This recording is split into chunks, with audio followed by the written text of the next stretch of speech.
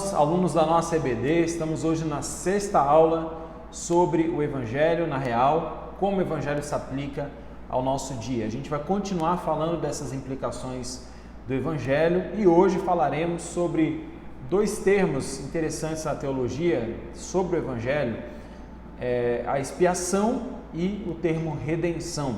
Tá? A 6ª aula falaremos sobre expiação e redenção.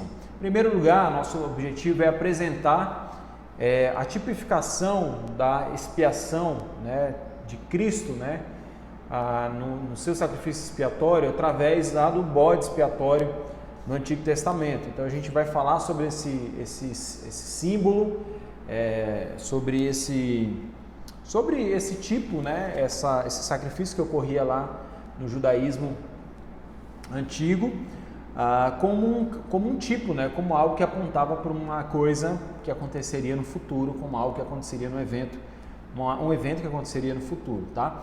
E é um caminho para a gente compreender a expiação do Novo Testamento, tá? Então a gente precisa olhar lá para esse símbolo para entender a expiação no Novo Testamento. Em segundo lugar, queremos ver o conceito de expiação e suas implicações. Então vamos falar mais sobre o conceito do Novo Testamento e as implicações desse conceito. E vamos entender também a ideia bíblica de resgate, tá? Que aí entra no tema da redenção. O resgate estão relacionados, expiação, redenção, também relacionado com a aula anterior, que é a aula onde falamos sobre propiciação, tá certo?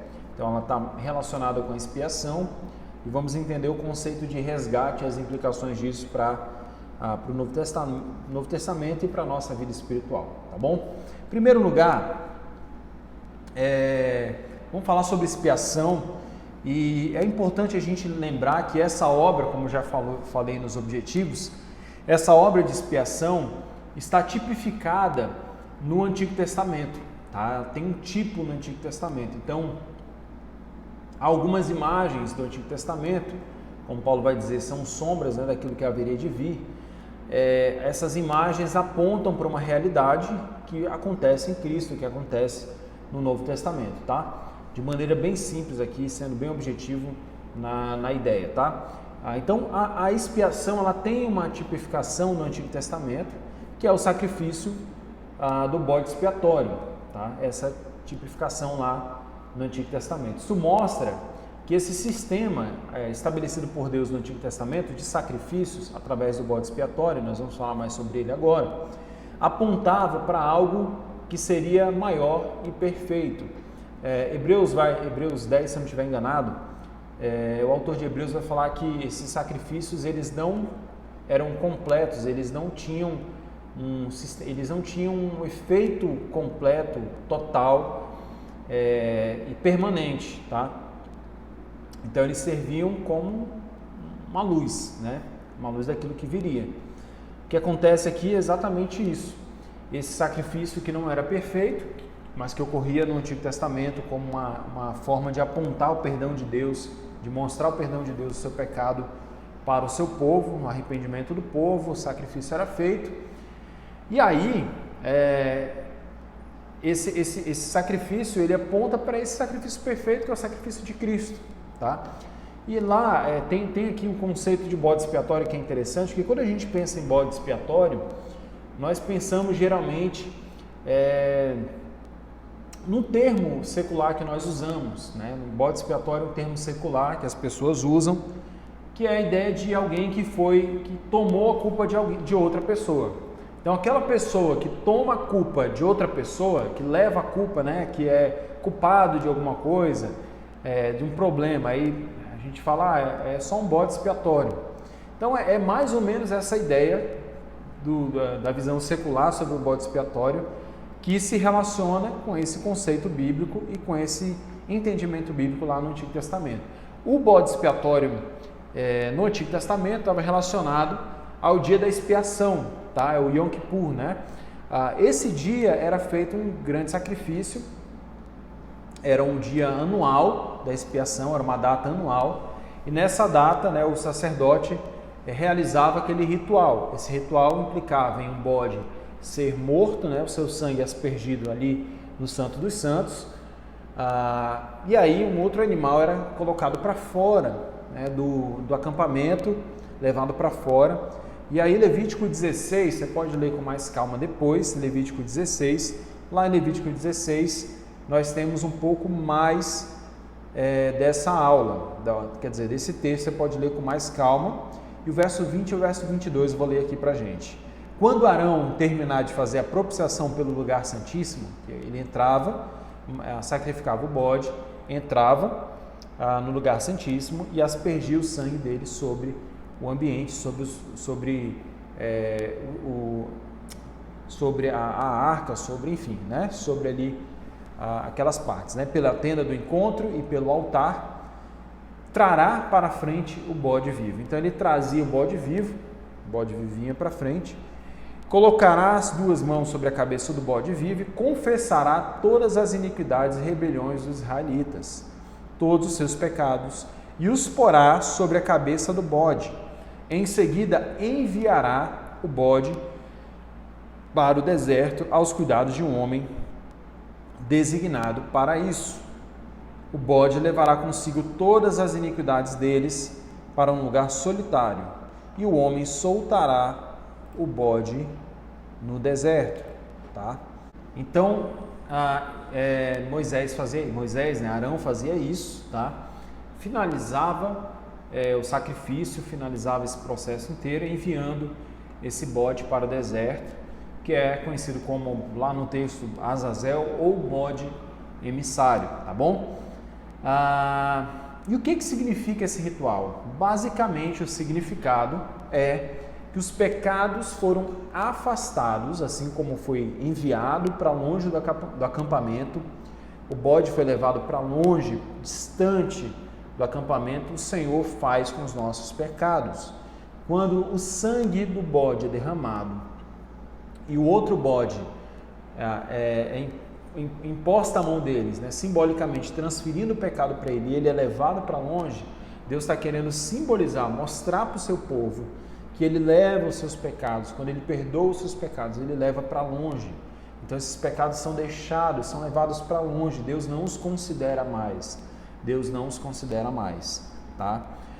E há outros textos que apontam essa mesma realidade, de que Deus afasta os pecados do seu povo, que Deus leva para longe esses pecados. O primeiro é Salmo 103:12, que diz: "E como o Oriente está longe do Ocidente, assim ele afasta para longe de nós as nossas transgressões." Isaías 38:17 diz assim: "Foi para o meu benefício que tanto sofri. Em teu amor me guardaste da cova da destruição, lançaste para trás de ti todos os meus pecados." A ideia de que agora os pecados estão atrás, Deus não está mais vendo esses pecados. Isaías 43:25 diz: "Sou eu mesmo aquele que apaga as suas transgressões por amor de mim, e que não se lembra mais de seus pecados." Então aqui é um outro texto que nos lembra exatamente a mesma ideia de que Deus remove esses pecados, de que Deus não leva mais em consideração esses pecados a partir desse sacrifício expiatório, tá? E aqui a ideia de apagar, né, apagar os pecados em Isaías 43:25 é a ideia de fato eliminar todos os registros, né, desse pecado, desse crime que foi cometido. E há uma ilustração interessante que eu li, onde o autor apresenta a ideia de um amigo que era jovem, e quando esse amigo era jovem, ele tinha cometido um crime ainda na sua juventude e tal, e ele vivia no Canadá, e lá havia uma ideia, né, uma possibilidade de uma espécie de um perdão da rainha, e esse amigo recebeu esse perdão da rainha, e o perdão da rainha, lá na frente ele foi fazer algo e foi olhar os seus registros, né, ver se havia alguma coisa registrada no passado, e não havia nenhuma coisa, nada, nenhuma culpa, nenhum crime registrado. O perdão da rainha era uma eliminação de todos os registros de crime, era um perdão completo. Isso não ficaria manchado na história dessa pessoa. E essa é a mesma ideia em relação ao que Deus faz com a gente. Ele apaga os registros do nosso pecado. Não existe mais a nossa história agora em Cristo de pecados. Nós vamos chegar a Cristo, a gente já tem falado sobre isso, mas em Cristo Jesus, a partir da expiação, não tem mais ideia de pecados diante de Deus. Eles foram judicialmente, legalmente apagados.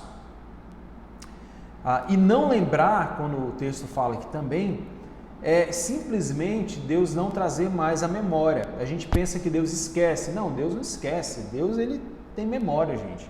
Deus não bateu com a cabeça, Deus, ele não lembra mais porque ele não leva mais em consideração, ele não traz mais isso à tona, ele não traz mais o seu pecado e o nosso pecado à tona. Essa é a ideia de não lembrar mais. Hebreus 10, 17 ao 18 também diz a mesma coisa.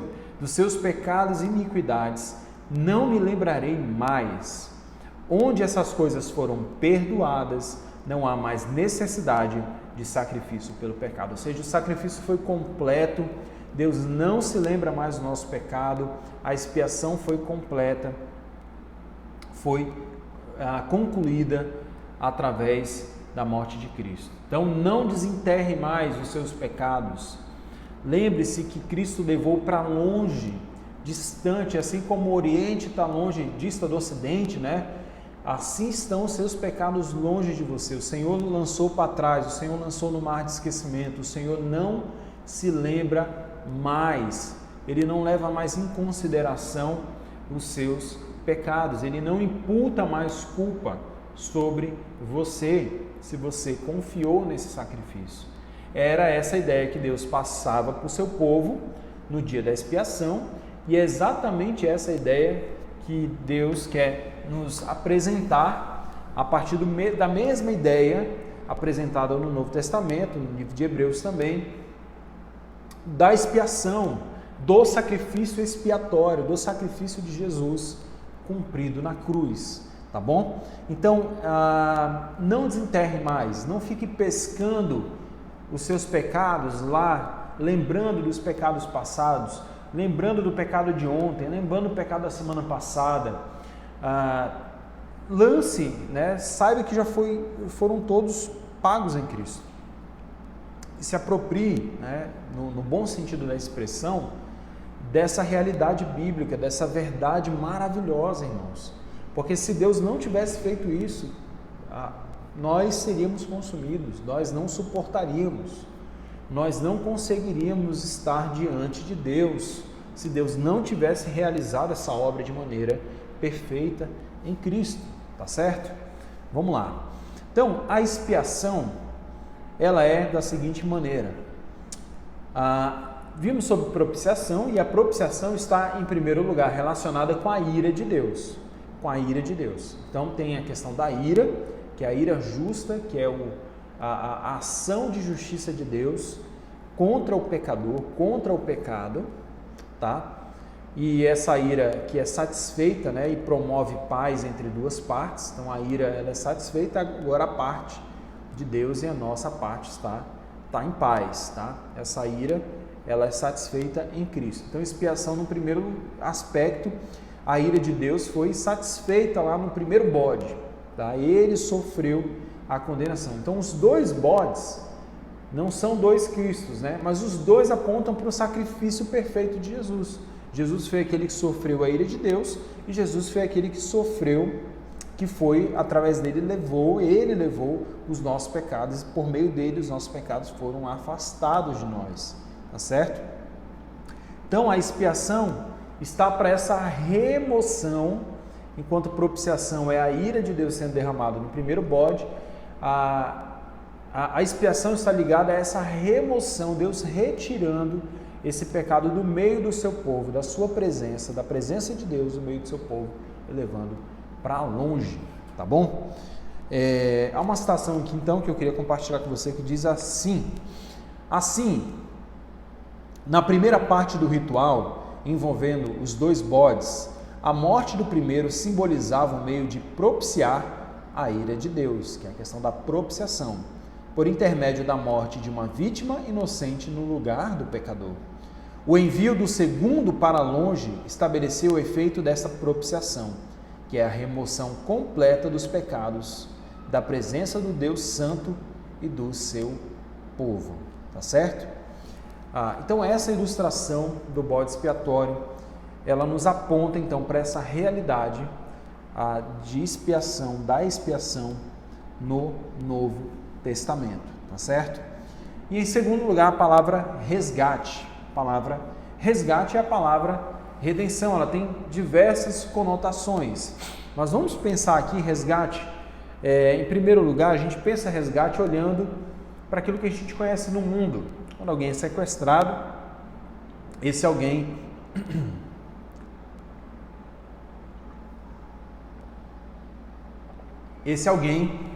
ele é exigido um resgate.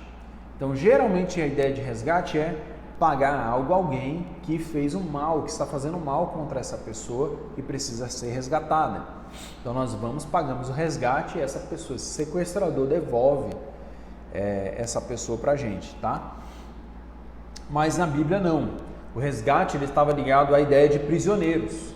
Os prisioneiros de guerra eram pessoas que eram levadas prisioneiras e alguém pagava o resgate para retirar, né, para ser devolvida essas pessoas à sua origem. Essa ideia é mais presente na Bíblia. E então a ideia é exatamente de alguém que estava preso de guerra, um despojo de guerra, preso, se tornou escravo, e alguém vai lá e compra essa pessoa e leva essa pessoa. Então resgate é isso, tá? Redimir é comprar então de volta mediante esse resgate. Então, em primeiro lugar, temos a palavra resgate, e aí quando alguém é redimido, essa pessoa ela foi comprada, ou quando alguém redime, alguém compra, alguém está redimindo, tá? Está a redimir alguém, tá? Mediante o quê? O resgate. O resgate é o valor, então. O resgate é o preço, né, pago, é o preço pago, é o valor pago. E redenção é a ação de libertar. Então, a redenção é a pessoa ir lá e redimir o outro mediante o resgate. São palavras relacionadas, tá? Então, quando pensamos em redenção, foi o quê? Cristo, ele veio como resgate, para nos redimir. Então, ele é o resgate, ele é o redentor, ele quem nos redime, ele quem traz a redenção, ele que comete, né, ou realiza o ato de redimir, que é a redenção. Ele é o resgate e o redentor. Essa ideia de redentor, irmãos, é muito maravilhosa na pessoa de Jesus. É incrível ver isso, nós vamos falar mais sobre isso. E eu particularmente, uma das expressões que eu mais gosto do Novo Testamento, da soteriologia, das expressões do Evangelho, é exatamente Jesus como redentor, aquele que vem nos libertar, aquele que vem nos resgatar. Irmãos, isso é maravilhoso, porque isso nos dá a ideia de que nós estávamos sem força alguma, nós estávamos sem condições alguma, nós estávamos lá como prisioneiros de guerra, lá como despojo de uma guerra, né? Não tinha absolutamente nenhuma solução, nenhum ar de esperança para nós. Então, a nossa vida agora era só olhar para quem nos escravizava e seguir. Mas Cristo ele vem como redentor, aquele que tem um poder, ele tem um resgate para trocar em nosso lugar, para dar esse resgate e nos levar livres para ele. Isso é muito bacana na palavra de Deus, e essas imagens são importantes para a gente entender essa realidade espiritual que Deus está querendo nos apresentar por meio dessas conotações, dessas expressões,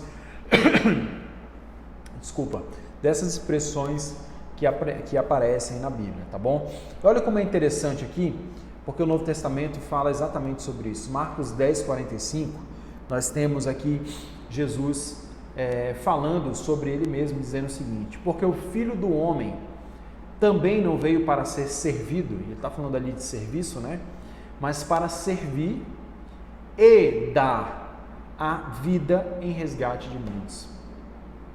Então está aqui a ideia de que Jesus ele é o resgate, ele é o preço que foi pago para sermos resgatados, para sermos redimidos, tá bom? São redimir, resgate, redenção, resgatar, libertar, são palavras que estão relacionadas, tá bom?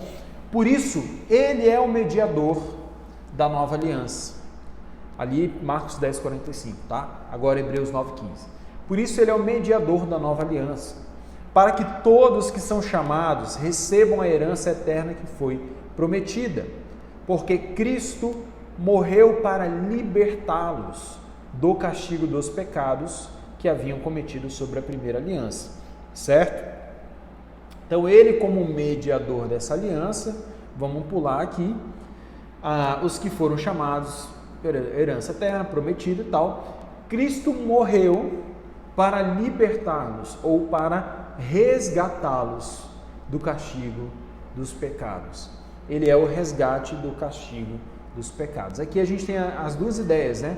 Cristo sendo aquele que morre e aquele que resgata dessa maldição e que afasta de nós os nossos pecados. Mas quando a gente pensa em resgate, nós pensamos e nos perguntamos, somos resgatados do quê? Do que nós somos resgatados? Em primeiro lugar, já temos falado sobre isso e a gente está aqui, meus irmãos, por isso que as aulas são curtas. A gente quer construir essa ideia ao decorrer de cada aula. E a gente vai retomando conceitos, a gente vai retomando, vai mastigando essas realidades, refletindo sobre elas muito devagar, muito tranquilo, para a gente ir assimilando e trazendo ela para dentro da nossa vida, trazendo ela para dentro do nosso coração, e para que a gente consiga também apresentá-las, porque a gente está falando do Evangelho e das implicações do Evangelho. O Evangelho precisa ser pregado, então você vai estar sendo capacitado ou reciclado a pregar o Evangelho, tá? Então somos resgatados do quê? Em primeiro lugar, nós somos resgatados da maldição da lei, tá? Então a primeira ideia aqui é o resgate da maldição da lei. A gente pensa assim, poxa, a gente foi resgatado do diabo, quem era que escravizava a gente? A gente tem uma ideia bíblica sobre quem escravizava a gente, claro que o diabo também fazia isso. Mas em primeira instância, em primeiro lugar aqui, quem resgatava a gente? Deus, do que fomos resgatados na verdade, né? Fomos resgatados da maldição da lei. Lembra que nós falamos sobre a obediência passiva de Jesus lá atrás?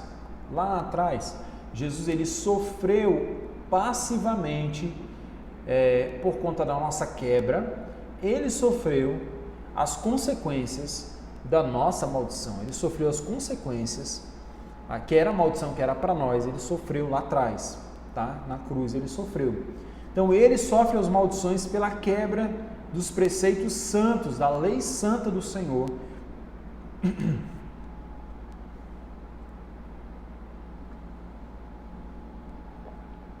Ele sofre as maldições da quebra dos preceitos do Senhor, e isso em nosso lugar como um substituto perfeito.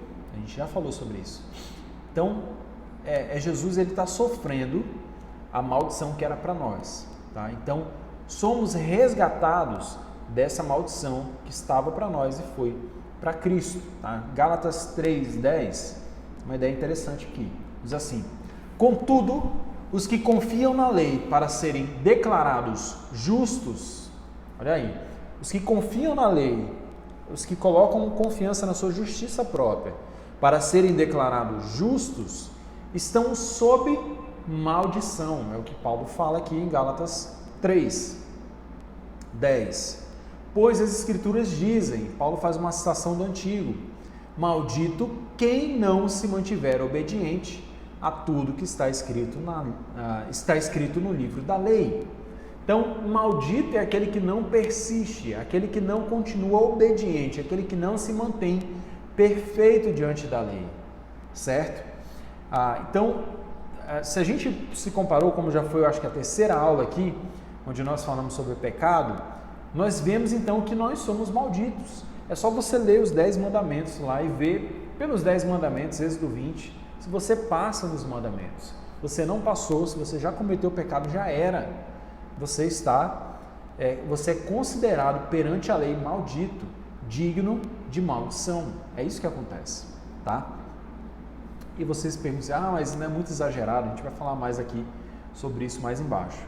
Jesus experimentou da maldição e ele disse lá em Mateus 27, 46, ele disse, Deus meu, por que me desamparaste, Deus meu?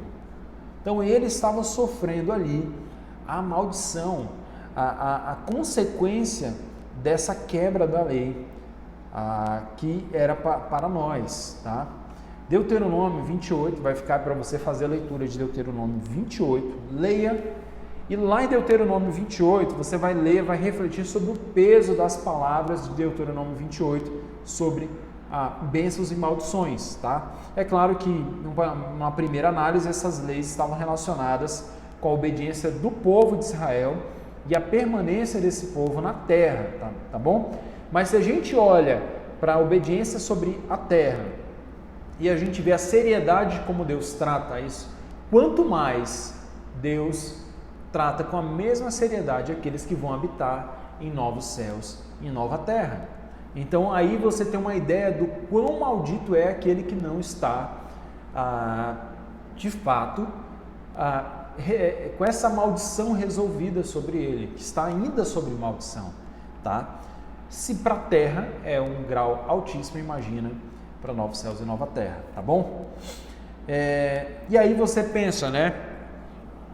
Como eu já havia falado um pouquinho antes, poxa pastor, mas é muito injusto, né? Poxa, eu quebro um pedacinho da lei, um pouquinho da lei, e eu sou considerado maldito, eu sou considerado pecador, eu sou acusado de todo pecado. Meu irmão, eu queria que você pensasse uma coisa. Vamos pensar aqui no funcionário de banco, tá? Se o funcionário de banco tá lá, ele é caixa do banco, e ele resolve, naquele dia, falar, poxa, hoje eu vou sair daqui e vou levar 500 reais. 500 reais, só 500 reais. Hoje passou aqui 50 mil na minha mão, 100 mil na minha mão. Vou sair daqui com 500 reais, qual o problema? Ele vai, bota 500 reais no bolso e sai. Tudo bem. Você acha que o fato dele pegar 500 reais não é crime? Você acha que ele tem direito de cometer esse pequeno delito, haja vista o valor que ele retirou? Vamos colocar um valor mais baixo, digamos que ele tire 50 reais. Você acha que ele não é digno de sofrer a punição por isso? Ele sabe que o dinheiro não é dele. Então, ele não pode simplesmente quebrar a regra e falar, não, hoje eu vou sair daqui com 100 reais. Não, ele vai ser, pelo juiz humano, pelos magistrados humanos, ele será julgado. Ele será condenado pelo crime dele. Então, não tem, mas foi só um pouquinho, pastor. Não, ele cometeu um crime, ele cometeu um erro. No futebol, claro que tem as exceções, mas se o cara está jogando lá e ele vai para a marca do pênalti ali, perto da marca do pênalti, ele é derrubado. O que acontece? Cartão vermelho. Não, mas aí ele... Não tem jeito, é a regra. Cartão vermelho, ele tem que ser punido. Depois que o cara comete 5 faltas, o time comete 5 faltas no basquetebol, pelo menos na minha época era assim, tiro livre, punição, tiro livre. Toda falta leva o tiro livre. Mas é só mais uma faltinha, 6ª falta, 7ª falta, uma faltinha leve. Não interessa, é falta, vai para o tiro livre, é punição. Então, meus irmãos, se na lei, se na realidade humana, nós experimentamos de pequenas quebras e punição sobre elas, por que nós queremos esperar algo diferente de Deus? Se nós estamos o tempo todo zombando como seres humanos pecadores, generalizando, da santidade, da criação de Deus, da soberania de Deus, do governo de Deus, as pessoas zombam de Deus, zombam dos mandamentos de Deus, naturalmente no seu dia a dia, não tem temor algum de Deus. Por que essas pessoas devem ser consideradas limpas, perdoadas? Por que nós, que também éramos da mesma maneira, se Cristo não tivesse vindo por nós, deveríamos ser tratados de maneira diferente, irmãos? Então pense sobre isso, tá certo? Por que teve que ser assim, então? Você pensa, poxa, é justo alguém morrer pelo outro? Poxa, por que Jesus então teve que ser maldito no meu lugar para me resgatar da maldição da lei? Por quê? Meu irmão, a resposta disso aí a gente tem naquilo que a Bíblia diz. Por que que Deus nos amou? Por que Deus nos amou? Eu não sei responder. Eu não consigo ver em mim, e eu espero que você também não consiga ver em você algo, razões dentro da nossa lógica, tá? Porque a gente conhece o nosso pecado, Deus conhece, mas Deus escolheu nos amar.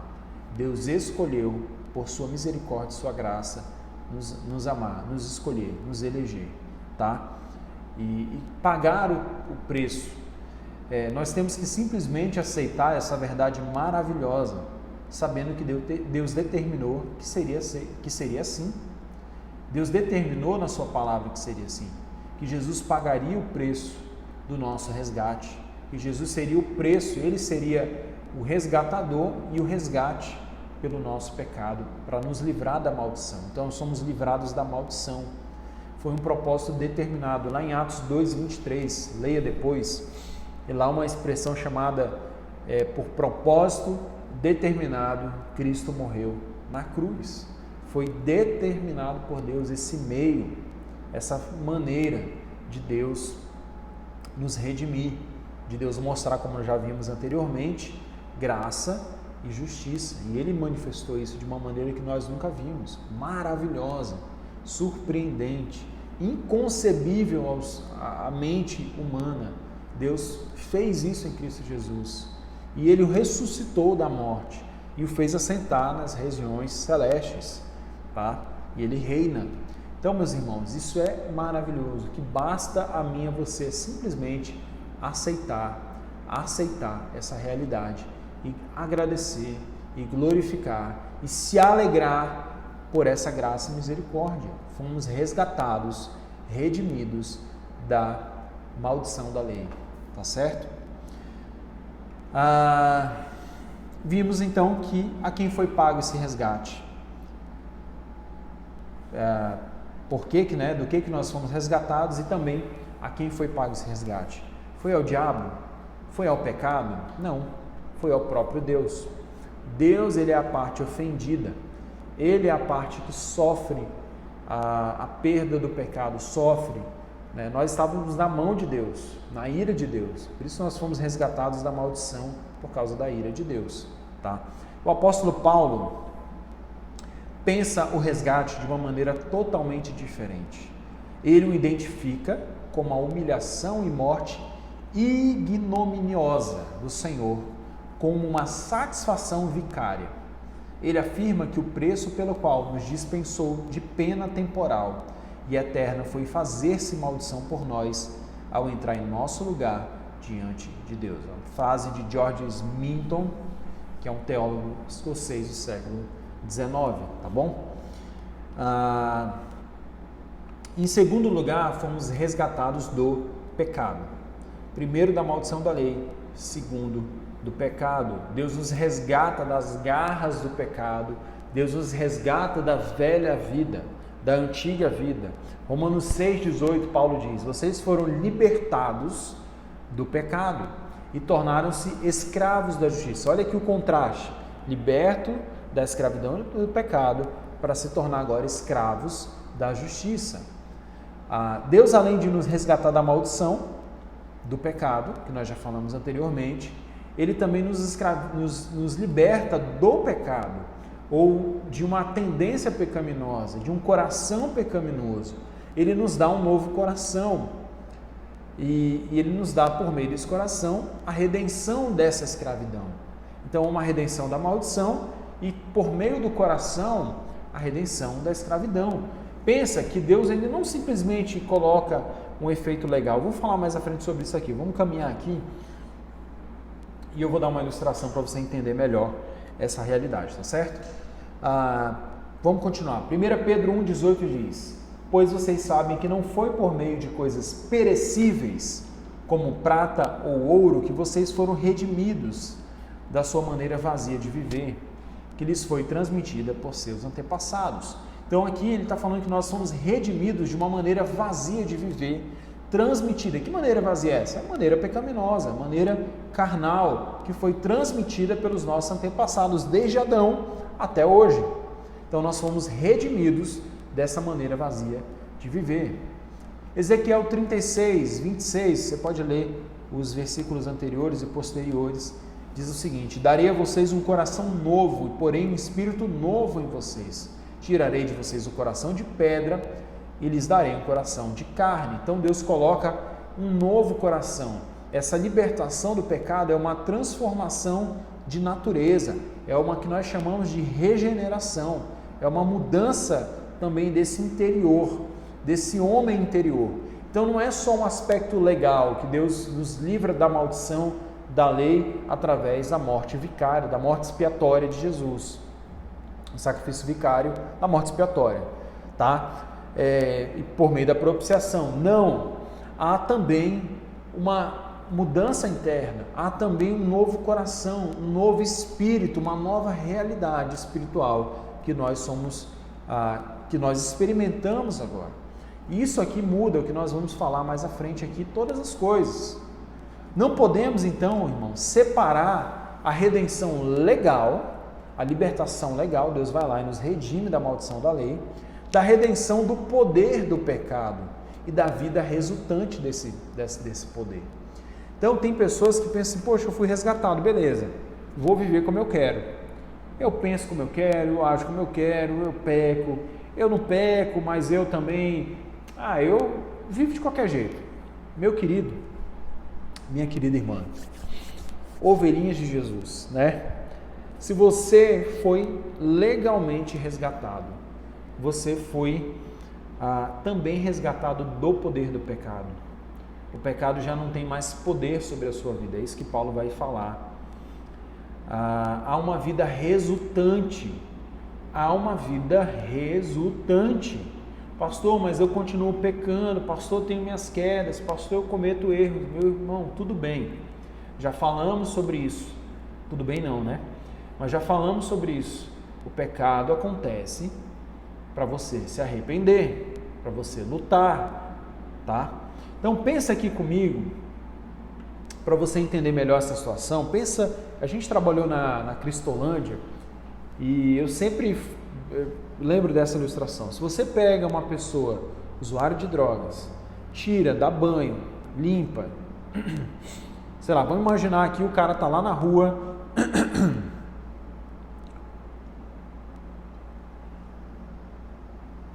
ele está lá na rua, ele vai ser morto pelo tráfico, você vai lá, tira ele da rua, paga o traficante a dívida dele, tira ele da rua, fala, olha, deixa ele, ele vai comigo. E aí o traficante libera, você leva ele, e aí você pega, dá banho, limpa ele e tal. E aí o que acontece? No dia seguinte, você bota ele lá na sua mesa, na sua casa para morar com a sua família, com seus filhos. Ele começa a viver com você. Se você pega e fala, meu filho, tá aqui, eu vou lhe dar R$500, vai lá na loja, lá na C&A, para comprar uma roupa nova. Vai lá comprar alguma coisa para você. Você agora é meu filho, tá? Pode ir, vai. O que vai acontecer? Esse cara vai pegar esses R$500 e vai direto, provavelmente, uma boca de fumo e vai gastar todo esse dinheiro. Por quê? Porque, embora exteriormente mudado, ele foi resgatado daquele problema, ele não tem o coração mudado. E o que Deus faz com a gente é diferente. Eu tenho certeza que você não faria isso. Você não pegaria um cara desse e botaria dentro da sua casa com a sua esposa e filhos. Porque você sabe que internamente ele não mudou. Ele ainda está com aquele problema. E a mesma coisa, Deus não faria isso. Deus não colocaria na família de Deus alguém que não tem um novo coração. Deus não incluiria nessa família como seu filho pessoas que não têm uma inclinação nova. Então Deus resgata da maldição, mas Deus resgata do pecado, dando um novo coração, tá? Isso é extremamente importante. Entra aqui a ideia de adoção, tá? Isso é uma grande bênção, das grandes bênçãos que nós experimentamos. E aqui na conclusão, para a gente finalizar, eu queria finalizar com essa ideia, tá? Na redenção nós temos uma grande bênção que é a adoção. Lá em Gálatas 4, você pode ler na sua Bíblia com calma, 4 do 4 ao 5, Paulo diz o seguinte: fomos redimidos para a adoção. Então, meu querido irmão, essa ilustração que eu dei, o que acontece? Se você tivesse o poder de fazer isso, era isso que você faria. É o que Deus fez. Você ia lá, fazia tudo que nós já falamos na ilustração, tirava o cara das drogas, mas quando ele entrasse na sua casa, você extrairia o coração dele e daria um coração novo para ele. No outro dia ele ia sentar na mesa para tomar café com você, com a sua família, como se fosse um filho natural, um filho que nasceu na sua casa, um filho que nunca foi para o mundo das drogas, que cresceu com uma boa educação, com amor, com carinho, com a proteção do pai, longe dessas coisas. Deus muda o coração. Você está entendendo essa realidade que Paulo fala em Gálatas 4? Também, meus irmãos, para a gente finalizar, nós recebemos essa redenção, mas nós receberemos uma redenção final na ressurreição, tá? É o que nós chamamos de redenção dos corpos. Então, Romanos 8, 23 fala que essa redenção ela vai acontecer de maneira completa. Nós aguardamos essa redenção sofrendo como em dores de parto. Então, essa redenção já existe, nós já experimentamos essa redenção, mas ainda lidamos com a natureza pecaminosa e por causa disso ansiamos, sofremos, sentimos no nosso corpo esse anseio pela redenção completa que há de acontecer na ressurreição dos corpos, onde haveremos de experimentar um corpo novo, um corpo completamente redimido, tá bom? E por último, um desafio prático, né? Uma questão prática aqui. Se você experimentou isso, responda diariamente a essa redenção. Você foi liberto da maldição dos seus pecados, eles foram levados para longe. Quando você falhar diante dos seus pecados, admita o seu pecado, olhe para a graça de Deus. E quando você olhar para o seu pecado e admitir o seu pecado e olhar para a graça de Deus, essa graça ela vai brilhar ainda mais, ela vai brilhar muito mais do que antes, tá certo? Porque você reconheceu o pecado. Confesse para que sua consciência não fique levantando acusações e você fique minimizando, porque você começa a levantar o pecado, cometeu, você fica levantando, essa consciência fica levantando acusações, você fica se auto-justificando. Não foi tão mal assim, eu fiz por isso, eu fiz por aquilo, eu agi por causa disso, eu agi por aquilo. A gente começa a minimizar o problema. Não, é mal, é pecado, foi ruim. Você admite isso e você entende: Deus, somente a tua graça poderia me salvar. Ajuda-me a te obedecer, ajuda-me a lutar e continue lutando em resposta àquilo que Deus fez. Ele te perdoou, Ele propiciou a paz, Ele levou para longe os seus pecados, trazendo por meio da sua expiação, Ele o redimiu da maldição e do poder do pecado. Lute então em resposta a tudo isso. Que Deus abençoe você e até a próxima aula.